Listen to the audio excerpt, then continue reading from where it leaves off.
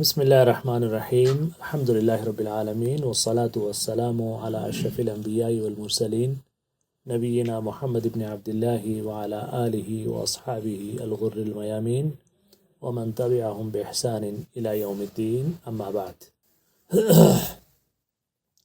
باب ازالة النجاسة وبيانها عن انس بن مالك رضی اللہ عنہ قال سئل رسول الله صلی اللہ علیہ وسلم عن الخمر تتخذ خلا قال لا اخرجه مسلم والترمذی وقال حسن صحیح۔ بلوغ المرام من ادلۃ الاحکام کا کتاب الطہارہ میں آج جو باب ہے ہم پڑھنے جا رہے ہیں وہ باب ہے ازالۃ النجاست و بیانها، یعنی نجاست کی کیا تفصیلات ہیں اور اس کو دور کیسے کیا جائے گا۔ نجاست کا مطلب کیا ہے؟ ناپاکی، گندگی۔ شریعت کی نگاہ میں کون سی چیز ایسی گندی ہے کہ جس کی گندگی کو دور کیے بغیر، زائل کیے بغیر نماز وغیرہ جائز نہیں ہے۔ سمجھ گئے نا آپ؟ تو یہ ٹائٹل ہے ہمارے اس باب کا۔ اور پہلے ہمارے راوی کون ہیں؟ سیدنا انس بن مالک رضی اللہ تعالی عنہ۔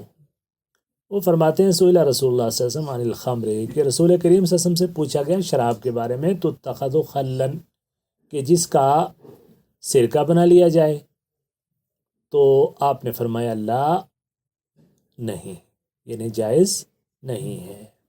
اب کیا کیفیت ہے؟ ہوتا یہ ہے کہ عام طور پر انگور ہے، کشمش ہے، یا گندم ہے، یا گنا ہے، کھجور ہے، اس طرح کی چیزوں کو پہلے سڑایا جاتا ہے۔ اس میں جب فریمنٹیشن ہوتی ہے تو اس کے نتیجے میں اس کی پہلے مرحلے میں تو نبیذ ہوتی ہے، جب مزید فریمنٹیشن ہوتی ہے تو وہ خمر بن جاتی ہے۔ خمر کا لفظی معنی ہوتا ہے کیا؟ شراب۔ الخمر کا لفظی معنی ہوتا ہے ڈھکنا، تو الخمر ما خامر العقل، خمر اس کو کہتے ہیں جو عقل کو ڈھک دیتی ہے، آدمی کے ہوش و حواس پر غالب آ جاتی ہے، انسان حلال اور حرام کی، اچھے اور برے کی تمیز کھو بیٹھتا ہے، اور اس کو اللہ تعالیٰ نے اس کے ان یعنی نقصان دہ چیزوں کی وجہ سے اس کو حرام قرار دیا ہے۔ تو اب شراب کے بعد پھر وہ ایک اگلا مرحلہ مزید یہ ہوتا ہے کہ پھر وہ سرکہ، خل کہتے ہیں سرکے کو، تو وہ ونیجر میں جو ہے وہ تبدیل ہو جاتا ہے۔ سرکہ کس کو کہتے ہیں؟ ونیجر کو کہتے ہیں، تو وہ اس کا بن جاتا ہے۔ تو اب اگر اس میں راوی نے پوچھا ہے کہ اگر کسی کے پاس شراب موجود ہو اور وہ اس کو اس کے لیے جو طریقہ کار ہے وہ اختیار کرے اور اس کو اگر سرکے میں کنورٹ کرنا چاہے تو کیا یہ چیز جائز ہے؟ تو آپ نے فرمایا نہیں۔ ٹھیک ہے نا؟ اصل میں اس حدیث کا بیک گراؤنڈ یہ ہے کہ سیدنا طلحہ رضی اللہ تعالیٰ عنہ کے کفالت میں، یعنی ان کی گارجین شپ میں کچھ یتیم بچے تھے۔ اچھا، ان یتیم بچوں کی جو ملکیت میں جو چیزیں تھیں ان میں شراب تھی، تو شراب کو چونکہ بطور تجارت اس زمانے میں لوگ استعمال کرتے تھے، وہ مال شمار ہوتا تھا، گھروں میں شراب رکھی جاتی تھی، اور بعض روایت میں آتا ہے کہ حضرت طلحہ نے ہی ایام جاہلیت میں، یا اس وقت کے جب ابھی شراب کا حرام ہونا قرآن سے ثابت نہیں ہوا تھا، انہیں اس کی حرمت کا حکم نہیں آیا تھا، تو انہوں نے ان بچوں کے مال کو پریزرو کرنے کے لیے، محفوظ کرنے کے لیے یہ کیا کہ کچھ شراب خرید لی۔ کچھ عرصے کے بعد ظاہر ہے شراب جتنی پرانی ہوگی اتنی وہ قیمتی بکے گی، تو یہ شراب بیچ کے ان کی گویا کہ حفاظت کی جائے گی۔ تو اب کیا ہوا کہ شراب کے حرام ہونے کا جب حکم آ گیا، اب حضرت طلحہ کو یہ خیال ہوا کہ ان کا تو مال ضائع ہو جائے گا، تو یتیم بچے ہیں، تو اگر ہم اس شراب کو سرکے میں کنورٹ کر لیں تو کیا اس کی اجازت ہے کہ نہیں ہے؟ تو اللہ کے رسول صلی اللہ علیہ وسلم نے اس کی اجازت نہیں دی۔ اب دیکھیے، اگر کوئی آدمی کسی وجہ سے وکٹمائز ہوتا ہے، کسی حکم کی وجہ سے، وقتی طور پر تو ان بچوں کا نقصان ہو رہا تھا، لیکن ایک ایسی نظیر قائم نہیں ہونی چاہیے تھی، ایک مثال قائم نہیں ہونی چاہیے تھی کہ اس چیز کے حلال و حرام کو کہ حکم کو نظر انداز کر کے کسی ایک کو بینیفٹ دینے کی کوشش کی جائے۔ کسی کا غریب ہونا یا مالدار ہونا اللہ تعالیٰ کے ہاتھ میں، اور اس کے پاس زمین و آسمان کے خزانے ہیں، تو وہ کسی طریقے سے اس کی کمی میٹ آؤٹ ہو سکتی ہے، لیکن ایک چیز حرام جو ہے اس کو حلال میں نہیں جو ہے وہ تبدیل کیا جا سکتا۔ ٹھیک ہے نا؟ اب اس حدیث کو یہاں پر کیوں لائے ہیں؟ اس حدیث کو جو اس کے مصنف ہیں ابن حجر رحمہ اللہ، وہ گویا اس بات کے قائل ہیں کہ شراب نجس ہے۔ شراب کیا ہے؟ نجس ہے۔ تو جو چیز ان کا یہ کہنا ہے، یا وہ لوگ کہ جو شراب کو نجس مانتے ہیں، ان کا یہ کہنا ہے کہ جس چیز کے حرام ہونے کا حکم آ گیا وہ چیز گویا نجس ہے۔ تو جو علماء یہ کہتے ہیں کہ نصاب شراب نجس نہیں ہے، حکم تو ہے اس کے نجس ہونے کا لیکن حصی طور پر وہ نجس نہیں ہے، ان کا یہ کہنا ہے کہ حرام تو بہت ساری چیزیں ہیں۔ جس آیت میں اللہ تعالیٰ نے قرآن کریم، جس آیت میں جو ہے خمر و میسر کو، ان چیزوں کو نجس کہا ہے، تو اس میں تو بتوں کو بھی نجس کہا ہے اور بہت ساری چیزوں کو بھی نجس کہا ہے، تو وہ چیزیں نجس تو نہیں ہیں۔ تو اس اعتبار سے یہ نجاست جو ہے یہ حصی یا حکمی نہیں ہے۔ اب یہاں پر ایک کسی بھائی نے گروپ میں سوال بھی کیا ہے کہ یہ حصی اور معنوی میں کیا فرق ہے؟ اصل میں یہ دو لفظ استعمال ہوتے ہیں۔ حصی وہ چیز جس کا وجود ہو، جس کو محسوس کیا جا سکے، مثلا پاخانہ ہے، اس کا ایک وجود موجود ہے، اس کے ساتھ ہاتھ بھی لگتا ہے، یا وہ ایک موجود محسوس کیا جا سکتا ہے اس کو، یعنی وہ چیز کہ جس کو جو 5 سینسز ہیں ان کے ذریعے محسوس کیا جا سکے، دیکھا جا سکے، سنا جا سکے، جو ہے وہ اس کی بو سونگی جا سکے، اسے چکھا جا سکے، اسے چھوا جا سکے، یہ ہوتا ہے 5 سینسز سے کسی چیز کو ہم محسوس کر سکتے ہوں۔ تو اب یہ ہے کہ جو چیز ہے مثلا کتا ہے یا خنزیر ہے، اس کی نجاست کیا ہے؟ حصی ہے، اس کا وجود ہے اور اس وجود کو ہم محسوس کر سکتے ہیں۔ اب شراب کی جو نجاست ہے، کیا وہ اسی طریقے سے حصی ہے یا حکمی طور پر، یعنی اس کا حکم یہ ہے کہ وہ ناپاک ہے لیکن جسمی اعتبار سے وہ ناپاک نہیں ہے؟ یا جیسا مشرکین ہیں، کیا مشرکین کا جسم جو ہے وہ حصی طور پر یعنی کنکریٹ بیسس پہ کیا ہم ان کو جو ہے وہ کیا کہتے ہیں اس کو نجس کہیں گے، یا ورچوئل بیسس پہ ہم ان کو جو ہے وہ کہیں گے نجس کہیں گے؟ تو یہ اصل چیز اس میں ہوتی ہے۔ تو مصنف رحمہ اللہ نے اس حدیث کو اس باب میں اس لیے لائے ہیں گویا وہ شراب کو نجس مانتے ہیں، جبکہ دوسرے علماء کہتے ہیں کہ اس کا حکم تو نجاست کا ہے لیکن یہ نجس اصل میں یہ نجس نہیں ہے۔ ٹھیک ہے، اچھا۔ وعنہ رضی اللہ تعالی عنہ قال لما كان يوم خيبر امر رسول اللہ صلی اللہ علیہ وسلم ابا طلحة فنادى ان الله ورسوله ينهيانكم عن لحوم الحمر الاهلیة فانها رجس۔ انہی سے یعنی انس بن مالک رضی اللہ تعالیٰ عنہ سے روایت ہے، وہ کہتے ہیں کہ جب خیبر کا دن تھا، رسول کریم صلی اللہ علیہ وسلم نے ابو طلحہ رضی اللہ تعالیٰ عنہ کو حکم دیا، فنادا تو انہوں نے لوگوں میں پکارا، ان اللہ و رسولہ، بے شک اللہ اور اس کے رسول، ینہیانکم دونوں تمہیں منع کرتے ہیں، اللحوم الحمر الاہلیہ گھریلو گدوں کے گوشتوں سے، فإنہا رجس تو بے شک وہ کیا ہے؟ ناپاک ہے۔ تو جو گدے کا گوشت ہے، اصل میں یہ حمر الاہلیہ گھریلو گدھا، تو گھریلو گدھا تو یہ ہو گیا جس کو ہم گدھا کہتے ہیں، تو غیر گھریلو گدھا کون سا ہے؟ تو وہ جو ہے حمر الوحش جو ہے، یا اس کو بقر الوحش بھی کہتے ہیں، نیل گائے جو ہے، نیل گائے جو ہے اس کو وحشی وحش کہتے ہیں جنگلی کو، تو اہلی کہتے ہیں پالتو یا گھرانے گھریلو کو۔ تو گھریلو گدھا کے مقابلے میں جو ہے وہ جنگلی جو جانور ہے وہ ظاہر نیل گائے ہے، تو اس کو نیل گائے بھی کہا جاتا ہے، بقر الوحش بھی کہتے ہیں، اور جو ہے حمار الوحش بھی کہتے ہیں۔ تو بہرحال وہ تو حلال ہے، لیکن جو گھریلو گدھے ہیں اس کو اللہ کے رسول صلی اللہ علیہ وسلم نے ناجائز قرار دیا ہے اور ان کو حرام قرار دیا۔ اور یہ جو حکم تھا یہ خیبر کے موقع پر، کوئی آخر میں، ساتھ میں خیبر ہوئی ہے نا جنگ خیبر، تو آخر میں اللہ کے رسول صلی اللہ علیہ وسلم نے اس کے حرام ہونے کا حکم دیا ہے۔ یہاں ایک چھوٹا سا عقیدے کا مسئلہ بھی ہے، وہ کیا ہے کہ الفاظ ینہیانکم وہ دونوں منع کرتے ہیں، اللہ اور اس کے رسول دونوں منع کرتے ہیں، تو یہ تثنیہ کا صیغہ، ڈوئل صیغہ استعمال کیا ہے ایک ہی جگہ اللہ اور اس کے رسول کے لیے۔ ایک دوسری روایت میں آتا ہے کہ ایک شخص نے اللہ کے رسول صلی اللہ علیہ وسلم کے سامنے خطاب کیا، اور اس خطاب میں انہوں نے فرمایا من یطع اللہ ورسولہ فقد رشد واہتدی ومن یعصہما فلا یضر فقد غوی۔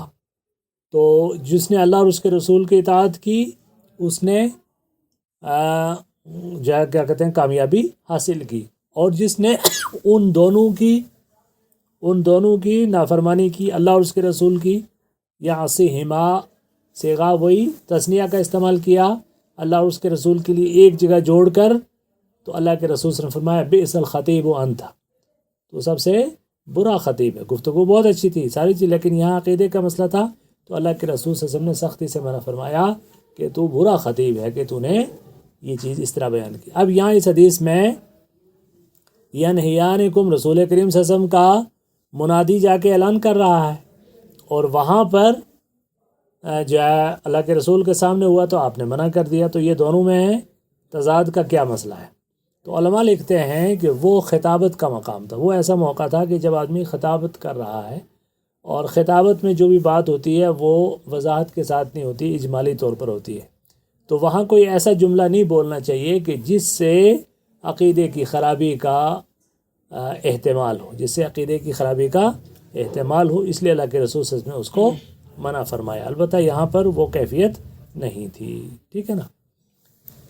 اچھا، وعن عمرو بن خارجة رضی اللہ تعالی عنہ قال خطبنا رسول اللہ النبی صلی اللہ علیہ وسلم بمنى وهو على راحلته ولعابها يسيل على كتفه۔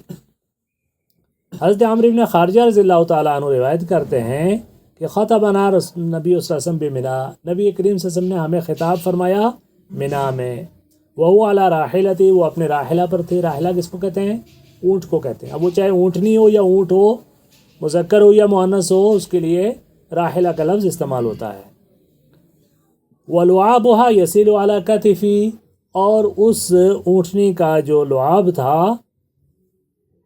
وہ جو منہ سے نکلنے والا تھوک تھا، وہ میرے کندھے کے اوپر بہہ رہا تھا۔ یعنی گویا اس بھیڑ میں حضرت عمرو بن خارجہ اونٹ کی گویا وہ انہوں نے نکیل پکڑی ہوئی ہوگی، تو اس کا جو لعاب کندھے پر گر رہا اللہ کے رسول صلی اللہ علیہ وسلم خطاب فرما رہے ہیں۔ اب یہ تقریری حدیث ہے، یہ کیا ہے؟ تقریری حدیث ہے، یعنی اللہ کے رسول صلی اللہ علیہ وسلم کے سامنے یہ کام ہو رہا ہے۔ تو اگر یہ لعاب اس کا ناپاک ہوتا تو آپ کہتے بھی سائڈ ہو جاؤ یا اپنا کندھا دھو لینا، آپ نے ایسا نہیں کیا، تو اس کا مطلب یہ ہے کہ لعاب اس کا جائز ہے۔ تو اس سے یہ مسئلہ نکلتا ہے کہ جتنے بھی حلال جانور ہیں، ان حلال جانوروں کا جو تھوک ہے، لعاب ہے، وہ پاک ہے، ناپاک نہیں ہے۔ تو یہ تو گویا ایک ایسا مسئلہ جو اجماعی طور پر سب کے ہاں یہ قبول ہے۔ البتہ دوسرے جو جانور ہیں ان کے بارے میں بعض اہل علم کہتے ہیں کہ کتے کو اور جو ہے خنزیر کو چھوڑ کر باقی جو بھی جانور ہیں ان کا لعاب بھی ناپاک نہیں ہے، چونکہ اس کے ناپاک ہونے کی دلیل کوئی نہیں۔ ولی مسلم، اچھا، وعن عائشہ رضی اللہ تعالیٰ عنہ، اور روایت سیدہ عائشہ رضی اللہ تعالیٰ عنہ سے قالت، انہوں نے فرمایا کان رسول اللہ صلی اللہ علیہ وسلم یغسل المنی ثم یخرج للصلاۃ، کہ رسول کریم صلی اللہ علیہ وسلم منی کو دھوتے پھر نکلتے نماز کی طرف، فی ذلک الثوب، اسی کپڑے میں، وانا انظر الی اثر الغسل فیہ، اور میں دھلے ہوئے یعنی دھلنے کے اثر کو دیکھ رہی ہوتی۔ اگر آپ منی جو ہے وہ سیمن جسے ہم کہتے ہیں، وہ اگر کپڑے کے ساتھ لگ جائے تو اس کے بارے میں گویا اس حدیث سے یہ پتہ چلتا ہے، عائشہ فرماتی ہیں کہ اللہ کے رسول صلی اللہ علیہ وسلم اس کپڑے کو جس کے اوپر اس کا اثر ہو اسے دھو لیا کرتے تھے، اور دھلا ہوا باضابطہ نظر آتا تھا کہ وہ گیلا حصہ ہے، اتنا اس کو دھویا گیا ہے، ٹھیک ہے نا۔ ولی مسلم، اور مسلم کی روایت میں مزید کیا اضافہ ہے، لقد كنت افرق من ثوب رسول اللہ صلی اللہ علیہ وسلم فرقا فیصلی فیہ، اور میں اسے رسول کریم صلی اللہ علیہ وسلم کے کپڑے سے افرقہ، میں اسے کھرچتی تھی، فرقن کھرچنا، فیصلی فیہ، تو اس میں نماز پڑھتے تھے۔ اور ایک دوسری روایت میں ہے لقد كنت احق من ثوب رسول اللہ صلی اللہ علیہ وسلم یابسا، میں اسے کھرچتی تھی رسول کریم صلی اللہ علیہ وسلم کے لباس سے، یابسا یعنی اس حالت میں کہ وہ سوکھ چکا ہوتا، بظفری من ثوبہ، اپنے ناخن سے، آپ کے کپڑے سے، ٹھیک ہے، تو ناخن سے میں کپڑوں سے کھرچ کے اتار دیتی تھی۔ یہاں پر ایک پہلی بات تو ہمیں یہ پتہ چلی کہ منی کا وجود اگر کپڑے کے اوپر موجود ہو، اگر گیلا ہے تو اسے دھونا واجب ہے، اور اگر گیلا نہ ہو تو اس کو جو ہے اس سے ناخن وغیرہ سے اسے کھرچ دینا جو ہے ضروری ہے۔ اب کیا اس کا حکم کیا ہے؟ کیا وہ جو ہے وہ طاہر ہے یا ناپاک ہے؟ اکثر علماء کا یہ کہنا ہے کہ وہ ناپاک ہے، اسی لیے اللہ کے رسول صلی اللہ علیہ وسلم اس کو دھلواتے بھی تھے اور اس کو کھرچواتے بھی تھے۔ لیکن اس کی جو نجاست ہے وہ پیشاب کی نجاست سے تھوڑی کم ہے، پیشاب کی نجاست سے تھوڑی کم ہے، بلکہ اس میں جو ہے کیا کہتے ہیں اس کو یہ کیفیت ہے اس کی۔ بعض جیسے امام احمد بن حنبل اور امام شافعی وغیرہ کا یہ کہنا ہے کہ نہیں وہ پاک ہے۔ اگر وہ پاک نہ ہوتی تو خالی سوکھنے سے، سوکھے کی چیز کو کھرچنے سے اثر اس کا زائل نہیں ہوتا ہے۔ آگے ہم اگلی حدیث پڑھ رہے ہیں کہ جس میں اللہ کے رسول صلی اللہ علیہ وسلم نے حیض کے جو خون ہے اس خون کو کھرچ کے مل کے دھونے کا حکم دیا ہے، تو اس کے برعکس یہاں ایسی بات نہیں ہے۔ سوکھے ہوئے کو جو ہے یہ اجازت دے دی کہ اسے کھرچا بھی جا سکتا ہے۔ تو اس سے پتہ چلتا ہے کہ اس کی جو اگر یہ پاک نہ بھی ہو، مثلا یہ اختلاف ہے، بعض اس کو پاک اور ناپاک کا ایک مسئلہ الگ ہے، البتہ یہ پاک نہ بھی ہو تب بھی کم از کم یہ پیشاب کے درجے میں بہرحال نہیں ہے، اس سے کم ہے۔ ٹھیک ہے جی۔ تو اس کے بعد اگلی حدیث ہے وعن ابی السمح رضی اللہ تعالی عنہ قال قال رسول اللہ صلی اللہ علیہ وسلم یغسل من بول الجاریت ویرش من بول الغلام۔ یغسل دھویا جائے گا، من بول الغلام اور جاریتی بچی، جاریہ کہتے ہیں لڑکی کو، بچی کے پیشاب سے، ویرش من بول الغلام اور چھڑکا جائے گا لڑکے کے پیشاب کے اوپر، بچی کے پیشاب کے اوپر کو دھویا جائے گا اور بچے کے پیشاب کے اوپر پانی کا چھڑکاؤ کیا جائے گا۔ اب یہ کیفیت یہ ہے، پہلے اس میں دو شرطیں ہیں کہ بچہ اس وقت شیرخوار ہونا چاہیے، وہ اس کی فیڈنگ دودھ سے ہوتی ہو۔ اگر اس نے غذا کھانی شروع کر دی ہے تو غذا کھاتے ہی اس کے پیشاب اور پخانے کا حکم بدل جائے گا۔ پخانے کا حکم تو ویسے بھی ہے لیکن پیشاب کا حکم بدل جائے گا، اس نے کھانا شروع کر دیا۔ لیکن اگر وہ خالی ماں کے دودھ پر گزارا کر رہا ہے تو ایسی صورت میں اگر لڑکا ہے تو اس کے پیشاب کے اثر کو دھونے کی ضرورت نہیں ہے۔ سیدنا حسین، روایت میں آتا ہے کہ سیدنا حسین کو اللہ کے رسول صلی اللہ علیہ وسلم نے اٹھایا ہوا تھا اور حضرت حسین ابھی بچے تھے، شیرخوار بچے تھے، اور انہیں اللہ کے رسول صلی اللہ علیہ وسلم کے جسم مبارک کے اوپر پیشاب کر دیا۔ تو آپ صلی اللہ علیہ وسلم نے جو ہے اس پر جب اس کو دھونے کی کوشش کی تو آپ نے فرمایا کہ اس کی ضرورت نہیں ہے، صرف اس کے اوپر پانی کا چھڑکاؤ کر دینا کافی ہے۔ اور البتہ لڑکا، اب اس میں فرق کیا ہے؟ فرق اللہ کو بہتر علم ہے۔ بعض لوگوں نے مختلف اس کے حکمتیں بیان کرنے کی کوشش کی، لیکن یہ کوئی ضروری نہیں ہے۔ اللہ اور اس کے رسول کا حکم ہے، ہمارے لیے ماننا واجب ہے۔ وہ سارے ایسے ہو سکتا ہے اسباب ہوں جس کے تحت اس کا دھونا ضروری ہو تو اس کو دھویا جائے۔ اچھا، چھڑکنا اور دھونے میں کیا فرق ہے؟ دھونے کا مطلب یہ ہوتا ہے کہ ہم پانی کو اس حد تک بہائیں کہ پانی باضابطہ اس کے اوپر سے گزر کر اس کے اثر کو ختم کر کے نکل جائے، اور چھڑکاؤ یا اس کو تقریباً پانی جو ہے اس کے اوپر پانی اس پیشاب کی چیز کے اوپر غالب آ جائے، لیکن اتنا کہ بہہ کے باضابطہ نیچے گر جائے اس کی ضرورت نہیں ہے۔ چھڑکاؤ خالی اتنا نہیں ہے کہ آپ نے یوں کر دیا، باضابطہ آپ نے اس کے اوپر اتنا پانی ڈالیں کہ باضابطہ وہ جگہ خوب اچھی طریقے سے بھیگ جائے۔ سمجھ گیا؟ اچھا، وعن اسماء بنت ابی بکر رضی اللہ تعالی عنہ، اور روایت ہے سیدنا اسماء بنت ابی بکر رضی اللہ تعالی عنہ سے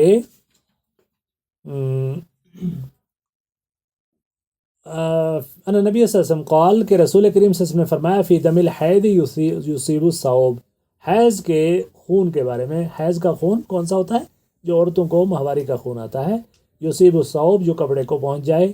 تو آپ نے فرمایا تحط ثم تقرصه بالماء ثم تنضح ثم تصلی فیہ، کہ وہ کیا کرے گا؟ پہلے اسے کھرچو، ٹھیک ہے، پھر پانی کے ساتھ اچھی طریقے سے اس کو ملو، تدلکو ملو، تقرصو کا مطلب تدلکو، مطلب کسی چیز کو خالی جو ہے ایک تو کھرچنا ہو گیا ناخن سے، اور اس کے بعد پھر اس کو ملنا بھی ہے۔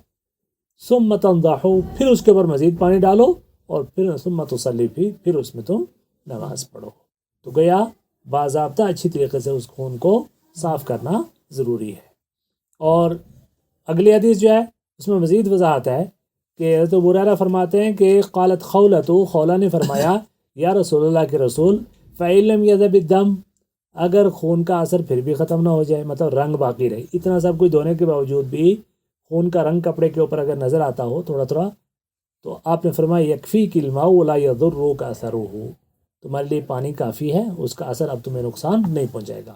مطلب اگر یہ لگتا ہے کہ یہاں خون لگ چکا ہے، تو کبھی بہت بار آپ نے دیکھا ہے کہ خون ویسے بھی اگر کسی جانور کا بھی خون ہو، آپ نے دیکھا ہوگا ذبح کرنے کے بعد، تو کپڑے سے آپ دھو بھی لیں تو اس کی لالی کچھ نہ کچھ باقی رہتی ہے، تو اس کا عین جو ہے نا وہ تو آپ نے دھو لیا ہے، اب اگر اس کا کچھ اثر باقی ہے تو اس میں کوئی حرج نہیں ہے۔ تو اب یہاں پر ایک اور مسئلہ ذہن میں رکھیے کہ جو حیض کا خون ہے وہ بارہ ناپاک ہے، اس کے نجس ہونے کا حدیث سے بالکل واضح ہو گئی۔ دوسرے خونوں کا کیا حکم ہے؟ دوسرے تمام جانوروں کے وہ خون کے جو رگ سے بہنے والے، جن کو دم مسفوح کہتے ہیں، مسفوح کا مطلب ہوتا ہے بہنے والا خون، وہ خون کے جو آرٹریز یا رگیں جب آپ کاٹیں تو وہ بہہ پڑیں، تو اس خون کو کیا کہا جاتا ہے؟ دم مسفوح۔ وہ نجس ہے، وہ کپڑے کے ساتھ لگ جائے، آپ نے کپڑے کو دھونا ہے، ٹھیک ہے۔ البتہ اس کا اگر باریک تھوڑا سا حصہ اگر باقی ہے تو سارے علماء کا اس پر اتفاق ہے کہ اتنا جو ہے وہ اس میں کوئی نقصان نہیں ہے۔ مثال کے طور پر ذبح کرتے ہوئے کچھ باریک چھینٹیں کپڑے پہ ایسے پڑ جاتی ہیں تو اس میں نماز میں کوئی حرج نہیں ہے، البتہ زیادہ مقدار میں خون ہے تو اسے دھونا ضروری ہے، ٹھیک ہے نا۔ اب تو کیا بات پتہ چلا، حیض کا خون ہو یا وہ بہنے والا خون کسی بھی جانور کا ہو، حلال کا ہو حرام کا ہو، وہ نجس ہے، اس کو کپڑے سے صاف کرنا ہے۔ اسی طریقے سے پیشاب پخانے کے راستے سے جو خون نکلتا ہے وہ بھی ناپاک ہے، پیشاب اور پخانے کے راستے سے جو خون نکلتا ہے وہ بھی ناپاک ہے، اسے صاف کرنا ہے۔ تیسری چیز ایک اور آ جاتی ہے کہ جانور کو آپ نے ذبح کیا اور اس کے بعد اس کے رگوں میں اگر ذبح کے بعد بھی خون باقی بچ گیا ہے، تھوڑا بہت خون تو رہتا ہے، آپ جب کاٹیں گے تو بعض جگہ جگہ خون تو نظر آتا رہتا ہے، تو وہ خون ناپاک نہیں ہے، اس میں کوئی نقصان نہیں ہے۔ ازواج مطہرات فرماتی ہیں امہات المومنین کہ ہم گوشت لا کے بنا دھوئے بھی جو ہے گوشت چڑھا دیتی تھی۔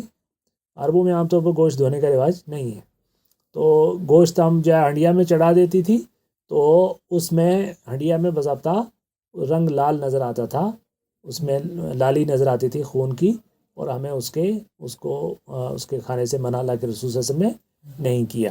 تو پتہ چلا کہ گوشت کے ساتھ لگا ہوا خون، البتہ جو دل کو چیر کے اس میں سے خون نکلتا ہے وہ دھونا ضروری ہے۔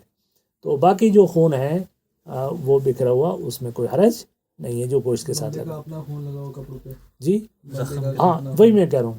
تو یہ جو ہے اچھا، انسان کا جو اپنا خون ہے اگر وہ زیادہ مقدار میں تو اسے دھونا ضروری ہے، اگر تھوڑا بہت زخم ہے تو اس میں کوئی حرج نہیں ہے۔ صحابہ کرام میدان جہاد میں ان کے خون بہتے بھی رہتے تھے، پھر بھی وہ نماز پڑھتے تھے، تو اس میں بھی یہی حکم ہے کہ بہت زیادہ مقدار میں اگر ہے تو اسے دھو لینا ہے، اور اگر معمولی مقدار میں ہے تو اس میں کوئی حرج نماز میں نہیں ہے۔ تو یہ خون کے احکامات ہیں، ٹھیک ہے۔ اسی طریقے سے جو جانور چھوٹے ہیں، مثلا کیا کہتے ہیں اس کو، جو فلائز وغیرہ ہیں، اپنا مچھر ہے، مکھی ہے، اس طرح کی جو چیزوں کا خون ہے وہ بھی معاف ہے، اس کو بھی دھونا ضروری نہیں۔ سبحانک اللہم و بحمدک نشہد ان لا الہ الا انت نستغفرک و نتوب الیک، و صلی اللہ علیہ نبی۔ کوئی اور سوال؟ جی یہ جو شراب کا تھا نا کہ مطلب جو وہ مطلب نجس نہیں ہے، مطلب حصی طور پہ، تو مطلب اس زمانے میں جب جہاد میں وہ زخم پہ دھوئے جاتے تھے نا شراب سے ہی، تو پھر اسی میں نماز و صلاۃ الخوف بھی ادا کرتے تھے صحابہ کرام۔ ہاں بالکل بالکل صحیح بات ہے، بالکل صحیح بات ہے۔ اس کے بعد جو آج کل جو یہ گدھے کو بھی حلال کیا ہوا ہے، ساحل عدیم نے گدھا بھی حلال کیا، کہ وہ سنن ابی داؤد کی ایک ضعیف حدیث کی وجہ سے، جبکہ روایت جو ہے بخاری مسلم کی ہے۔ اس میں اصل میں حضرت عبداللہ بن عباس رضی اللہ تعالیٰ عنہ کا ایک فتویٰ ہے کہ وہ گدھے کو حلال کہتے تھے، تو یہ ان کا ایک انفرادی حکم ہو سکتا ہے۔ بہرحال جو صحیح جو واضح ہمارے سامنے حدیث ہے وہ یہی ہے، اور جس پر سب کا اتفاق ہے کہ گدھا جو ہے وہ حلال نہیں ہے بلکہ حرام ہے۔ اور اس کے دیکھیے بات یہ ہوتا ہے کہ آپ کی زبان سے کوئی بات غلط نکل گئی،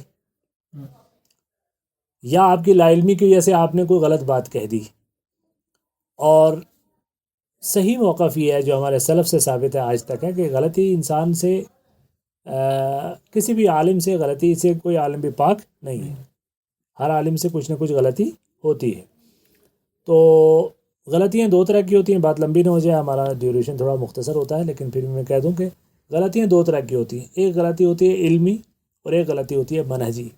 علمی غلطی یہ ہے کہ کسی آدمی کو کسی چیز کا علم نہیں تھا, اس نے غلط بتا دیا, یا جس حدیث کو وہ صحیح کہتا رہا, سمجھتا رہا, اس کے مطابق مسئلہ بتاتا رہا, اصل میں وہ حدیث صحیح نہیں تھی, یا جس حدیث کو ضعیف سمجھ کر اس کے برخلاف وہ فتویٰ دیتا رہا, اصل میں وہ حدیث صحیح تھی, وہ ضعیف نہیں تھی. تو یہ وہ علمی غلطیاں ہیں جو ہر دور کے عالم سے ہوئی ہیں. ما من عالم الا له حفوۃ لکل عالم حفوہ, ہر عالم سے کوئی نہ کوئی غلطی ہوئی ہے. تو علماء کا یہ طریقہ ہے کہ وہ ان غلطیوں سے رجوع کر لیتے ہیں, کھلے دل سے کہتے ہیں کہ میرا موقف غلط تھا.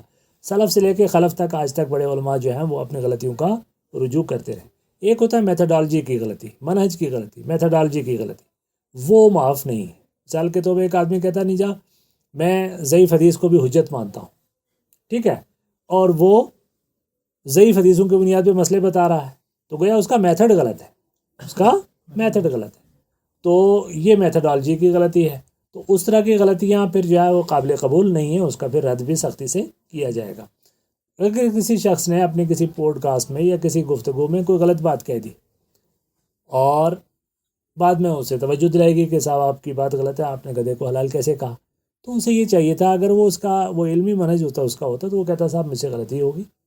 اب اگر وہ جا کے پھر اس غلطی کو درست کرنے کے لیے فتوے ڈھونڈے, اور ظاہر فتوے تو آپ کو مل جائیں گے, اقوال تو بہت ہوتے ہیں, ایک مسئلے میں 100 قول بھی ہوتے ہیں, تو اس میں کیا ہوگا, پھر آپ کو کوئی نہ کوئی اپنے لیے دلیل مل جائے گی, چاہے لولی لنگڑی کیوں نہ ہو, اور پھر آپ ڈٹ جائیں گے.